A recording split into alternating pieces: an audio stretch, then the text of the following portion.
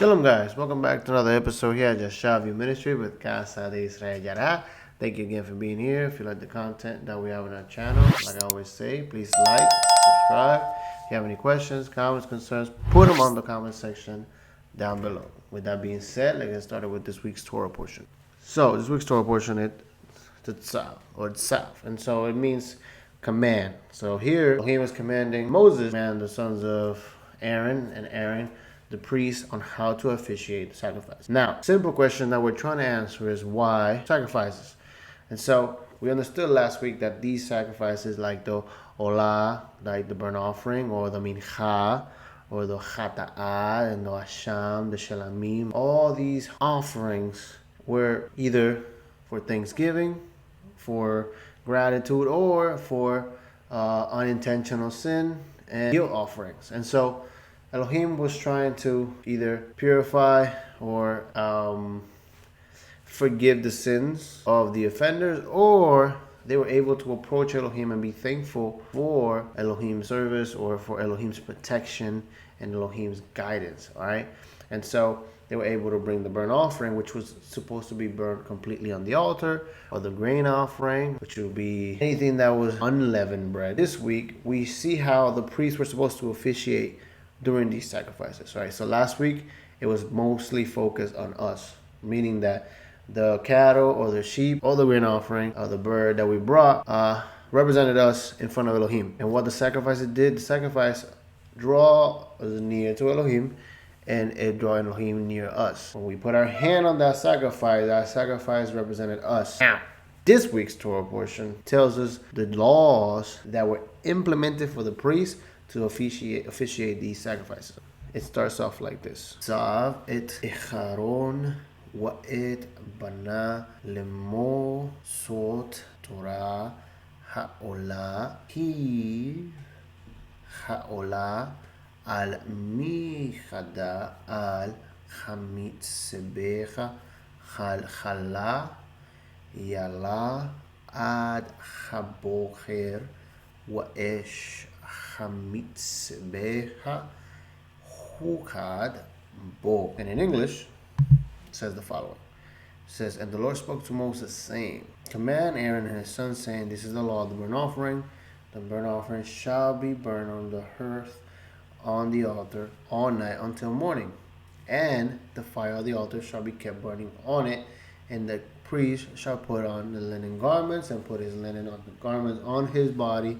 And it shall take up ashes, which the fire has reduced the burnt offering on the altar and put it beside the altar. Then he shall take off his garments and put other garments to carry the ashes outside the camp, right, to a clean place. The fire on the altar shall be kept burning on it, and it shall not go out. The priest shall burn wood on it every morning, and it shall arrange the burnt offering on it, and it shall burn on it the fat and peace offering. Fire shall be kept burning on the altar continually, it shall not go out. So we see here that the importance of the altar and the burnt offering. The burnt offering basically kept the altar fire burning for the sacrificial system. Now, it's interesting that the priests were to not only carry the ashes, but they had to remove those garments, and then they had to put new garments and take out the ashes to a clean place. So it wasn't like they just threw away the ashes that were burnt on the altar, because the ashes that were burnt on the altar were sacred, were holy, and so they were commanded to be dropped in a specific, special place. Now, the mincha offering, which we'll see in this Torah portion, it explains that the priests will offer their share of the mincha, and then the portion with the frankincense will be burned, and then another portion that is left will be for the priest. And it says that is a hukah or mincha offering that the priest will offer. They will take their share of it. We will see that on verse 14, if I'm not mistaken. The sons of Aaron shall offer it before the Lord in front of the altar. And one shall take from it a handful of fine flour of the grain offering, and its oil and its frankincense that is in the grain offering, and burn this as its memorial portion on the altar, a pleasing aroma to the Lord. with leaven, and have given it as their portion of my food offering. It is a thing most holy, like the sin offering and the guilt offering. Every male among the children of Aaron may eat it. Is a decree forever throughout your generations. From the Lord's food offerings, whatever touches them shall become holy. Here it makes it a decree forever, meaning that this offering, the sons of Aaron were able to forever take from it as long as a tabernacle or a temple was built. Right? So it's very important, because when the word decree or forever comes into play, we have to understand that Elohim doesn't change. So if today a temple was built, approved by Elohim, of course, Aaron's sons and lineage will have the authority to officiate this sacrifice or this offering. Okay? Now, the importance of this chapter, which is chapter 6 and 7, right, is how the sacrifices impacted the priest. Because last week we saw how it impacted us and how it represented us and how we connected with Elohim. Now, Elohim is trying to not only give Aaron's and his lineage the responsibility that they need to be accounted for to officiate these sacrifices and these offerings, but it also shows the portion that they have. This Torah portion is very, very, very, very vast in detail, right? It's very profound, right? It talks about karetz, being cut off of the people for sin, all right? It talks about sanctum contagion, meaning that your sins contaminate the sanctuary. Whenever you sin and you commit a willful sin or a unwillful sin, it contaminates the temple and it contaminates the sanctum. It contaminates Elohim's name and image, right? Because if you go around saying that you believe in the God of Israel but you sin, then you are contaminating his image, right? Because you are supposed to be an image of Elohim in the world, right? So this week we see how the priests were supposed to officiate these sacrifices that we saw last week, and how they especially had a portion of it. Now, what I want to focus on this week is on the Seva Shalami, okay, which is the Todah offering, or the thankful offering, right? And is on chapter 7, verse 11 to 34. All right, so this is the sacrifice for the peace offering, right? And so I want to focus on this sacrifice because it demonstrates the whole picture of what the sacrificial system represents, and what we can take out of this year's TZAV or TZAV Torah portion, okay? It's going to be short, to the point, but I want you guys to understand, right, the sacrificial system in the simplest form, what it represents, okay? And so it says here, verse 11, chapter 7, verse 11, it says, and this is the law of the sacrifice of a peace offering, that one may offer to the Lord. If he offers it for thanksgiving, then he shall offer the thanksgiving sacrifice unleavened loaves mixed with oil, unleavened wafers smeared with oil, and loaves of fine flour will mix with oil.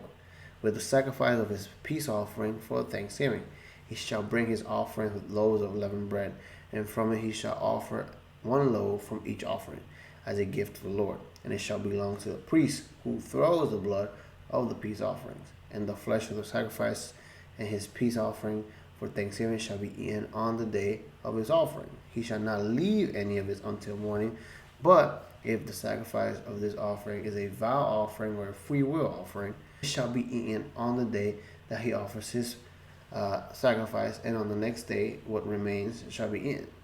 But what remains of the flesh of the sacrifice on the third day shall be burned up with fire. If any of the flesh of the sacrifice of peace offering is eaten on the third day, he who offers it shall not be accepted, neither it shall be credited to him.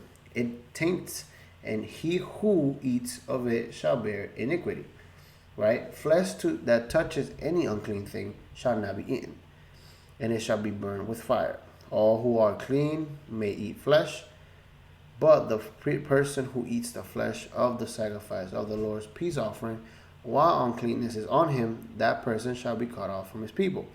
And if anyone touches an unclean thing, whether human uncleanness or any unclean beast or any unclean detestable creature, and then eats from the flesh, from the sacrifice of the Lord's peace offering, that person shall be cut off from his people. This peace offering was meant to be eaten by the priest that officiated it. It was a step to get closer to Elohim, and then the offerer will eat a piece of the sacrifice, right? So now the Seva Shelamim, or the Shelamim offering, was not the holiest offering, but it represents what the kingdom is all about, in a sense, right? We are a body, we are a unit, we are one, right? We call ourselves the body of Messiah, we call ourselves a nation, right? And so this sacrifice basically communicated to us that, yes, Elohim wants us to give ourselves completely to him, but that we also have to think about those that officiate for us.